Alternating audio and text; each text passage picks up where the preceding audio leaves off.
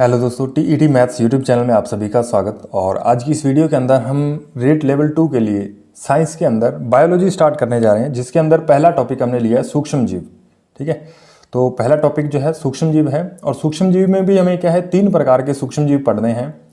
पहला है हमारे पास जीवाणु, विषाणु और कवक। इन तीनों के बारे में पढ़ना है। ठीक है, बाकी हो सकता है और भी आपकी बुक में दिए हों या फिर आपने जो भी गाइड खरीदी उसमें और भी दिए हों, तो वो हमें नहीं पढ़ने, हमें केवल इन्हीं 3 में से ही क्वेश्चन आएगा। ठीक है, और वो भी हमें विशेष तौर पे लाभकारी और अलाभकारी के संदर्भ में पढ़ने हैं। ठीक है भाई, देख लीजिए सूक्ष्म जीव। तो सबसे पहले हमें यहाँ पे एक बार पूछा गया था रेट में कि बायोलॉजी शब्द का प्रयोग सर्वप्रथम जो है वो किसने किया था, तो लैमार्क और ट्रेविरेनस ने किया था। ठीक है, ये बात आप ध्यान रखोगे। और जीव जंतु विज्ञान का जनक किसको माना जाता है, ये भी क्वेश्चन रेट में आया हुआ है। ये ऊपर वाला नहीं पूछा गया, ये पूछा गया। तो अरस्तु को माना जाता है। जीव जंतु विज्ञान का जनक किसको माना जाता है, अरस्तु को। और सूक्ष्म जीव जो है वो जीवाणु, विषाणु, कवक, प्रोटोजोआ, माइकोप्लाज्मा, शैवाल, ये बहुत सारे होते हैं, लेकिन हमें केवल जीवाणु, विषाणु और कवक तीनों के बारे में ही पढ़ना है। ठीक है भाई, ये केवल सूक्ष्मदर्शी से देखे जा सकते हैं। ठीक है, ये बात आपको ध्यान रखनी है। अब सबसे पहले हम जीवाणु के बारे में पढ़ते हैं कि जीवाणु जो सूक्ष्म जीव है उसके बारे में हमें कौन कौन सी चीज़ें, कौन कौन सी बातें जो हैं वो हमें अच्छे तरीके से याद रखनी है, जहाँ से क्वेश्चन बनने की संभावना बहुत ज़्यादा रहती है। तो जीवाणु जो है सबसे पहले आपको ध्यान रखना है, जीवाणु की खोज 1683 ईस्वी में की गई, एंटोनी वॉन ल्यूमेनहिक ने की थी। ठीक है भी, और इन्हें क्या है, फादर ऑफ बैक्टीरियोलॉजी भी कहा जाता है। ठीक है, फादर ऑफ बैक्टीरियोलॉजी का नाम आए तो आपको एंटोनी वॉन ल्यूमेनहिक का नाम लगाना है। ठीक है, और इसके बाद ल्यूमेनहुक ने इन्हें दांत की खुरचन में देखा था। ठीक है, दांत की खुरचन में इन्होंने देखा। और इसमें हम क्या ज़्यादा आपको समझाते हुए नहीं चलेंगे, क्योंकि ये बेसिकली कुछ फैक्ट्स हैं जो आपको बस याद रखने। और वैसे भी अभी हमारे पास इतना समय नहीं रहता कि रोज़ हम वीडियो अपलोड कर पाएँ। तो जब भी वीडियो मिलेगी तो हम आपको आपके सामने वो सारे फैक्ट्स आपके सामने प्रस्तुत करने की कोशिश करेंगे, ताकि आपको थोड़ा आइडिया हो जाए कि हमें इस लेवल तक का पढ़ना है। ठीक है, बाकी आप समझदार हो, आपने एक बार सिलेबस पढ़ लिया होगा तो आप समझ चुके हो चीज़ों को, बस आपको अब ये देखना है रिविजन के तौर पर। तो इसे सूक्ष्म जीव, टिनी एनिमलक्यूल्स भी कहा जाता है। ठीक है, ये आप स्पेलिंग देख लीजिएगा। जीवाणु का नामकरण जो है वो किसने किया, एरेनबर्ग ने किया। यदि खोज पूछे तो एंटोनी वॉन ल्यूमेनहिक आएगा, अगर नामकरण पूछे तो एरेनबर्ग ने किया था। ठीक है, किण्वन पर कार्य लुई पास्चर ने किया था, और लुई पास्चर ने रेबीज का टीका है, पाश्चरीकरण है, इन सभी की खोज भी किसने की थी, ये भी खोज लुई पास्चर ने की थी। ठीक है, जीवाणुओं का कृत्रिम संवर्धन रॉबर्ट कोच ने करवाया था। और रॉबर्ट कोच से संबंधित कुछ बातें आपको और भी याद रखनी है। इन्होंने टीबी के जीवाणुओं की खोज की, और हैजा के जीवाणुओं की, एंथ्रेक्स जीवाणु की इन्होंने खोज की। ठीक है भाई, और टीबी जो है वो किससे होता है, किस जीवाणु से, तो माइक्रोबैक्टीरियम ट्यूबरक्लोसिस से होता है। हैजा जो है विब्रियो क्लोरी से होता है। एंथ्रेक्स जीवाणु आप जानते ही हो। ठीक है, उसके बाद आपसे पूछा जा सकता है, सीधे ये क्वेश्चन आएंगे यहाँ से। ठीक है, इसमें कोई घुमा फिरा के क्वेश्चन नहीं आते। प्रतिरोधी मत जो है वो किसने दिया था, लिस्टर ने दिया था। ये बात आपको ध्यान रखनी है। अभी हमने जो है वो पंखा ऑन कर दिया है, क्योंकि गर्मी बहुत ज़्यादा हो रही थी और मोबाइल टू हॉट बता रहा था, यानी वीडियो शूट नहीं हो पा रही थी, बार बार कट रही थी। ठीक है, इसलिए हमें पंखा ऑन करना पड़ा। तो थोड़ी सी आवाज़ में आपको प्रॉब्लम हो तो थोड़ा एडजस्टमेंट कीजिएगा आप। तो यहाँ पर आप देखिएगा कि जो जीवाणु है ये क्लोरोफिल विहीन, इनमें क्लोरोफिल नहीं पाया जाता, प्रोकैरियोटिक सूक्ष्म कोशिकीय जीव है। ठीक है, तो ये आपको ध्यान रखना है कि ये एक तो इसमें क्लोरोफिल नहीं होता, दूसरा प्रोकैरियोटिक जीव है ये। ठीक है, और इन्हें क्या है, कहाँ पे रखा गया, मोनेरा जगत में रखा गया है। ठीक है, जीवों का वर्गीकरण जब हम पढ़ते हैं तो इनमें किस जगत में रखा गया, मोनेरा जगत में रखा गया है। अब हम इसकी संरचना की बात करते हैं। इसकी संरचना जो है वो किस तरीके की है, तो सबसे पहले आपको कुछ फैक्ट्स और भी याद रखने। एक बूंद प्रदूषित जल के अंदर 10 की पावर 3 जीवाणु हो सकते हैं। ठीक है, लगभग ये आंकड़ा है। और 1 ग्राम के अंदर, 1 ग्राम जो प्रदूषित मिट्टी है या कोई भी है चीज़ हमारे पास, तो उसके अंदर जो है 10 की पावर 10 जीवाणु होते हैं। ठीक है भाई, ये बात आपको ध्यान रखनी है। और लुई पास्चर ने जर्म सिद्धांत दिया था, ये भी आपको थोड़ा ध्यान रखना है। उसके बाद यहाँ पर आ जाता है हम इसकी संरचना पे। इसकी संरचना जो है ये एक कोशिकीय जीव होते हैं, और इनकी कोशिका भित्ति के नीचे क्या है, कोशिका झिल्ली भी पाई जाती है। और कोशिका झिल्ली जो है प्रोटीन फास्फोलिपिड की बनी होती है। ठीक है भाई, कोशिका झिल्ली जो है वो किसकी बनी होती है, प्रोटीन और फास्फोलिपिड की बनी होती है। खास तौर पे आपको ध्यान रखना है, कोशिका द्रव्य माइटोकॉन्ड्रिया ER का अभाव होता है। ठीक है, ये एंडोप्लाज्मिक रेटिकुलम है। ठीक है, जिसे आप अंतःप्रदवी जालिका भी कहते हो। इन ये सारी चीज़ों का क्या है, अभाव रहता है। और यहाँ पे आप देखिएगा केंद्रक भित्ति, क्रोमोसोम, इन सभी का भी अभाव रहता है। और इसमें जो केंद्रक पाया जाता है उसे प्राथमिक केंद्र कहते हैं। ठीक है, जिसे हम न्यूक्लियोइड भी कहते हैं। ठीक है, ये बात आपको इसकी संरचना से संबंधित आपको याद रखनी है। ठीक है भाई, उसके बाद नेक्स्ट हम देखते हैं कि इसके लक्षण क्या क्या है। तो इसके लक्षण में देखिएगा, इनका आकार जो है 2 से 10 माइक्रोमीटर तक का हो सकता है। और यहाँ पे आप देखिएगा कि इनके अंदर असूत्री कोशिका विभाजन पाया जाता है और प्रकाश संश्लेषण इनके अंदर नहीं होता, क्योंकि क्लोरोफिल ही नहीं होता तो प्रकाश संश्लेषण भी नहीं होता। लेकिन अपवाद के तौर पर आपको कुछ जीवाणु आपको याद रखने हैं। ग्रीन व पर्पल जीवाणु जो हैं इनके अंदर क्या है, प्रकाश संश्लेषण होता है, ये बात आपको ध्यान रखनी है। और वायवीय श्वसन जो है वो एजेटोबैक्टर, कोलेस्ट्रीडियम टिटेनी और एसिटोबैक्टर एसेटी, ठीक है, इन सभी के अंदर ये 3 जीवाणु यहाँ पे लिख रखे हैं। एक तो एजेटोबैक्टर, कोलेस्ट्रीडियम टिटेनी और एसिटोबैक्टर एसेटी। ठीक है, इन तीनों के अंदर क्या है, वायवीय श्वसन पाया जाता है, ये बात आपको ध्यान रखनी है। इनके लक्षण की बात करें तो कोशिका भित्ति मोटी काइटिन की बनी होती है। ठीक है, पहले हमने देख लिया कोशिका झिल्ली जो है वो किसकी बनी होती है, और यहाँ पे हम देख रहे हैं कोशिका भित्ति मोटी काइटिन की बनी होती है। मुख्य रूप से जनन जो है इनमें विखंडन द्वारा होता है। मोस्ट इंपॉर्टेंट है, जनन इनमें किसके द्वारा होता है, विखंडन के द्वारा। कोशिका भित्ति के बाहर स्लाइम की परत चढ़ी होती है जिसे हम क्या कहते हैं, कैप्सूल। दरअसल ये जो है इस तरीके से गोलाकार शेप में होते हैं, तो इनके ऊपर एक परत होती है जिसको हम क्या कहते हैं, इस स्लाइम की परत होती है जिसे हम क्या कहते हैं, कैप्सूल कहते हैं, ये बात आपको ध्यान रखनी है। वृत्ताकार और गोलीय डीएनए इनमें पाया जाता है। 70 इस प्रकार के राइबोसोम पाए जाते हैं, ये बात आपको ध्यान रखनी है। उसके बाद देखिएगा कि ये जो जीवाणु हैं इनके कितने प्रकार हो सकते हैं, उनके बारे में हमें पढ़ना है। तो आकृति क्या, वैसे ये क्वेश्चन रीड के लिए मेरे हिसाब से यहाँ से क्वेश्चन बनने के चांसेस नहीं है। ठीक है भाई, तो आप इसको स्किप भी कर सकते हैं, कोई दिक्कत वाली बात नहीं है, यहाँ से क्वेश्चन नहीं आएगा, लेकिन फिर भी पढ़ लेते हैं। आकृति के आधार पे शल्कावत, षडाकार या फिर बैसिलस, ठीक है, ये इनके नामकरण हैं। और यहाँ पे एग्जाम्पल भी लिख रखा है हमने, बैसिलस एंथ्रासिस। ठीक है, और गोलाकार और कॉक्स, इन गोलाकार जीवाणु जो होते हैं उनको कॉक्स भी कहा जाता है और ये सबसे छोटे होते हैं। ठीक है, और इन कॉक्स को आगे क्या है, कोशिका विन्यास के आधार पे अलग अलग तरीके से बांटा गया है। और ये हमने आकृति के आधार पे देखा, ये कोशिका विन्यास के आधार पे देख रहे हैं। तो माइक्रोकोकाई ये एक कोशिकीय होते हैं, इसमें माइक्रोकॉक्स आप ध्यान रखोगे। डिप्लोकोकाई 2 कोशिकाओं के समूह के रूप में होते हैं, डिप्लोकोकस न्यूमोनी ये इसका एग्जाम्पल है। और स्ट्रेप्टोकोकाई अनेक कोशिकाओं के समूह में होते हैं, स्ट्रेप्टोकोकस लैक्टिस इसका नाम आप याद रख सकते हो। और सार्सिनी में क्या है, 8, 64, 128 के घनाकार पैकेट्स के रूप में होते हैं ये, और इसमें आप ध्यान रखना चाहो तो सार्सिना का आप ध्यान रख सकते हो। उसके बाद नेक्स्ट है हमारे पास कि सर्पिलाकार आकृति में इस प्रकार का जीवाणु स्पाइरल एवं क्या है, कोइल्ड होता है। उदाहरण के तौर पे आप स्पाइरल रूप्रेम आप याद रख सकते हो, इसका नाम रखना चाहो तो। कोमा, जैसे हम कोमा लगाते हैं ना हिंदी में, उस आकार का एक जीवाणु होता है जिसे हम विब्रियो कोमा भी कहते हैं। ठीक है, तो ये इतना खास इंपॉर्टेंट नहीं है, आप इनको स्किप भी कर सकते हो, यहाँ से क्वेश्चन मेरे हिसाब से नहीं आएगा। ठीक है, तो इनका पोषण जो है, इनमें पोषण जो है किस तरीके का पाया जाता है वो भी हम देख लेते हैं। पोषण में आप देखिए, ये स्वपोषी और विषमपोषी हो सकते हैं। तो स्वपोषी में क्या है, प्रकाश संश्लेषी जीवाणु होते हैं जैसे क्रोमेटियम और रोडोस्पेरलम। ठीक है, ये 2 आपको नाम याद रखने हैं। रसायन संश्लेषी होते हैं नाइट्रोसोमोनास और नाइट्रोबैक्टर। विषमपोषी के में आप ध्यान रखोगे, परजीवी जो है माइक्रोबैक्टीरियम परजीवी होता है, सहजीवी के रूप में राइजोबियम होता है। ठीक है, और मृतोपजीवी जो है वो लैक्टोबैसिलस होता है। ठीक है भाई, तो नेक्स्ट हम पढ़ते हैं लाभदायक जीवाणु। ठीक है भाई, यानी इनसे हमें क्या क्या लाभ होते हैं और क्या क्या हानियाँ होती हैं। तो पहले हम लाभ पढ़ते हैं। जीवाणु के अंदर यदि सबसे मोस्ट देखें कहाँ से क्वेश्चन आएगा तो वो यहाँ से लाभदायक और हानिकारक जीवाणु में से जरूर पूछा जाता है।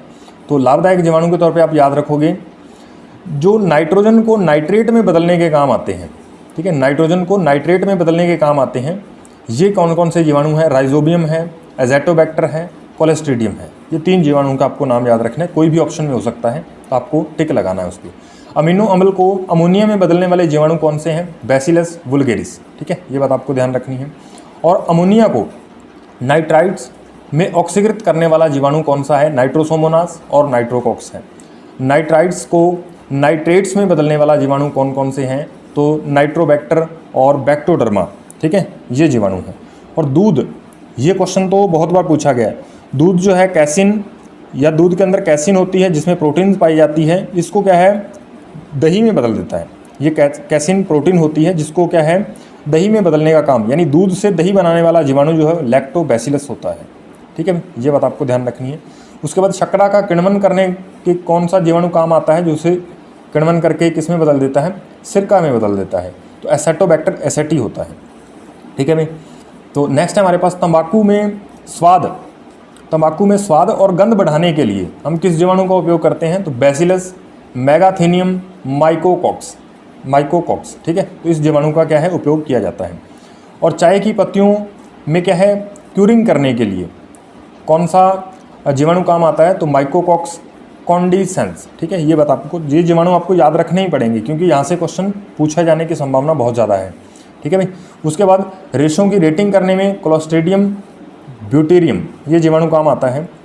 उसके बाद ये भी आप हमारी आंत के अंदर पाया जाने वाला जीवाणु कौन सा है, ई कोलाई है, और इससे विटामिन बी भी बनाई जाती है। ई कोलाई जीवाणु जो है उससे विटामिन बी का निर्माण भी किया जाता है।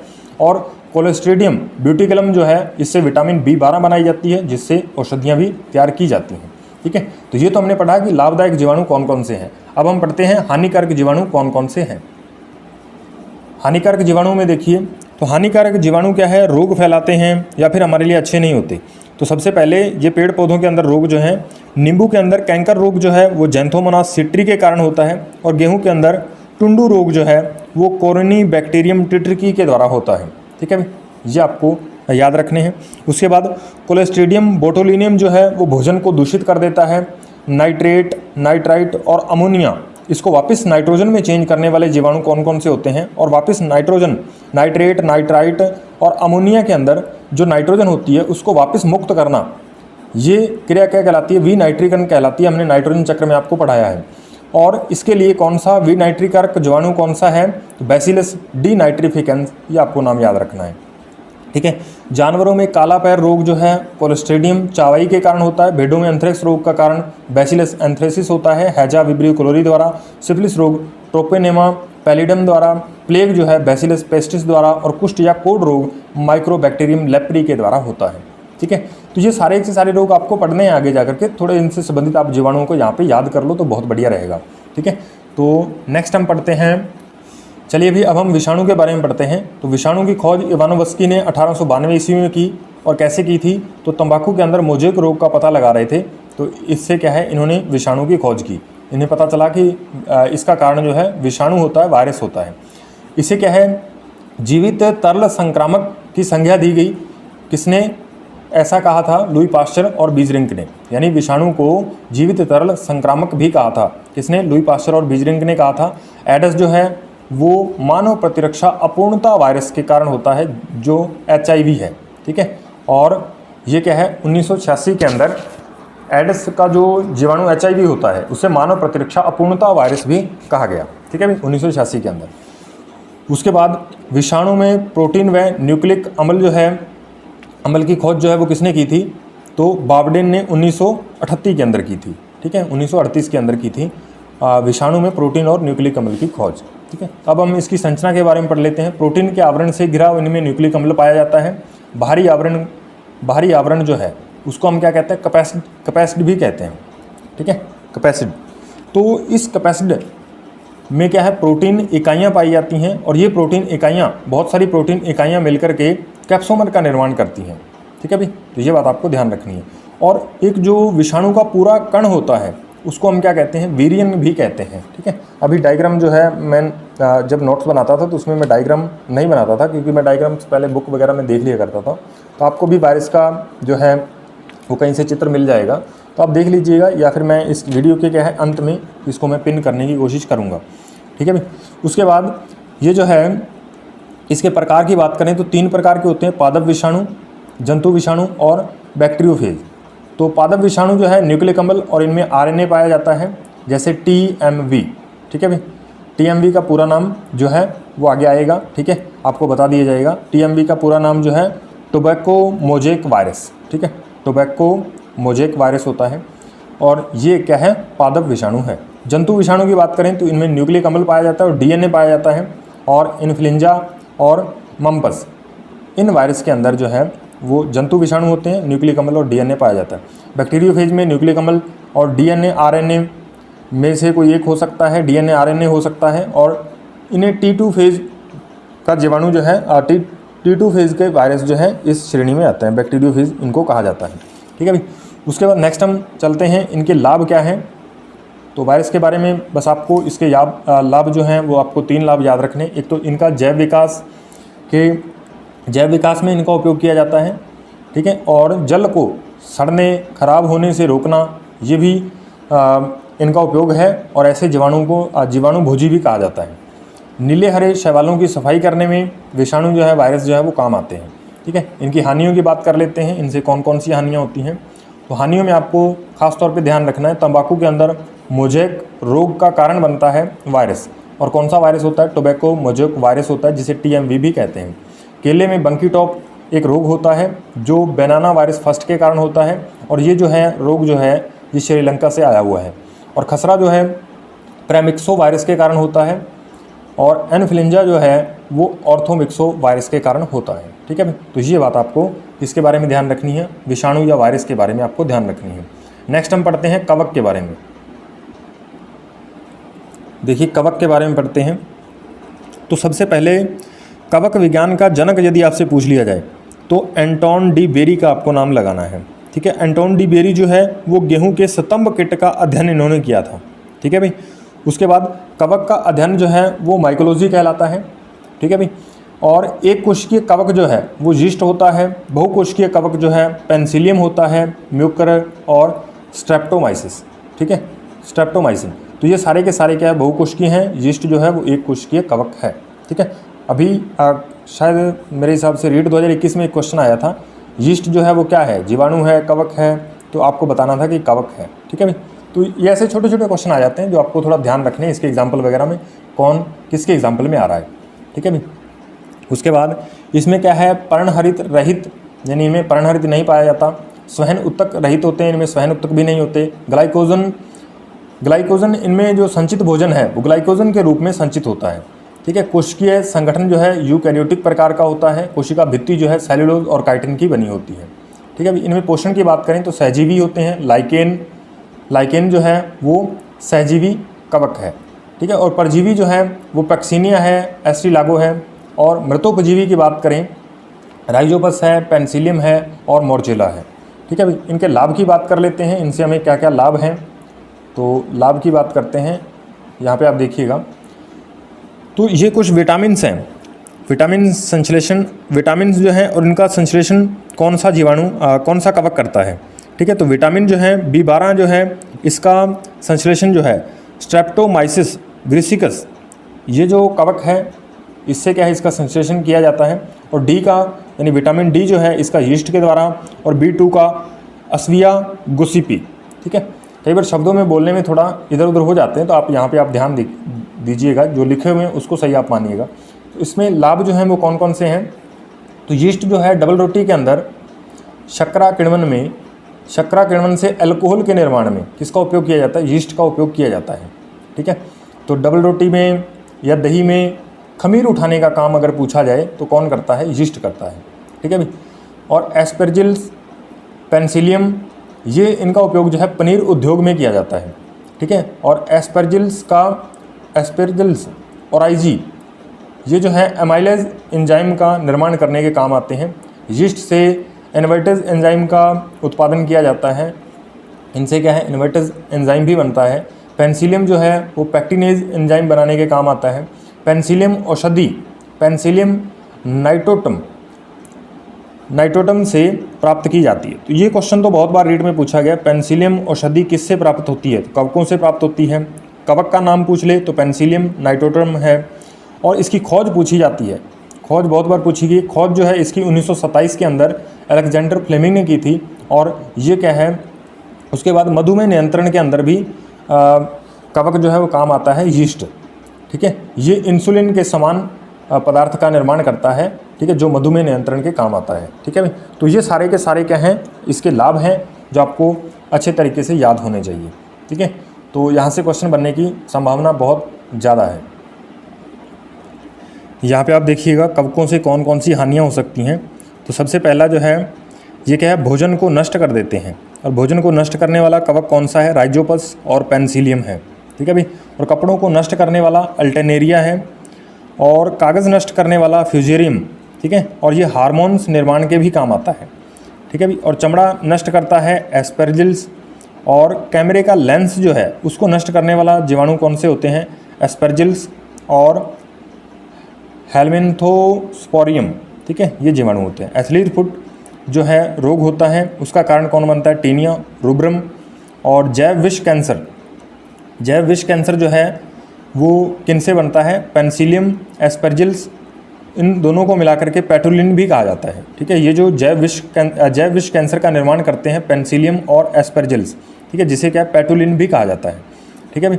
पनीर जो है ख़राब हो जाता है किसके कारण? जियोट्राइकम के कारण।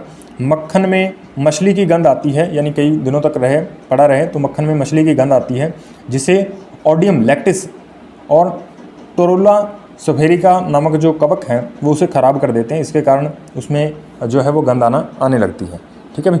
उसके बाद इसको मैंने थोड़ी ट्रिक भी बनाई थी, आपको थोड़ा बहुत एक बार देख लीजिए। भोजन जो है पैनीरा मैंने लिखा था, भोजन के अंदर हमें क्या है? पनीर की सब्ज़ी खाते हैं तो पैनीरा मैंने लिख दिया, ठीक है।